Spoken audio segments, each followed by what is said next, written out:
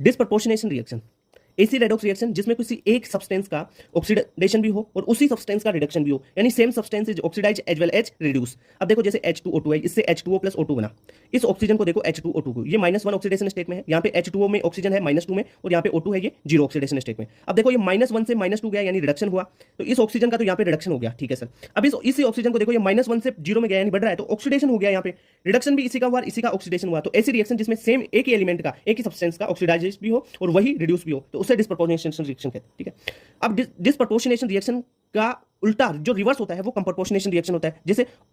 O2 plus H2O से आपने H2O2 बनाया, अब देखो ये ऑक्सीजन यहाँ से, ये ऑक्सीजन तो यहाँ पे जा रहा है, यहाँ पे ऑक्सीजन जा रहा है -1 में और ये -2 जा रहा है इसी -1 में, तो देखो यहाँ पे उल्टा हो रहा है, यहाँ पे एक ऑक्सीजन, ये ऑक्सीजन यहाँ से एक बार रिडक्शन हुआ, एक बार इसका ऑक्सीडेशन हुआ, इनका भी रिडक्शन ऑक्सीडेशन हो रहा है, पर ये फाइनली वन सब्सटेंस में जा रहे हैं, एक सेम सब्सटेंस में। शुरू में तो दोनों अलग अलग सब्सटेंस है ना, यहाँ पे तो शुरू में एक ही सब्सटेंस है आपके पास।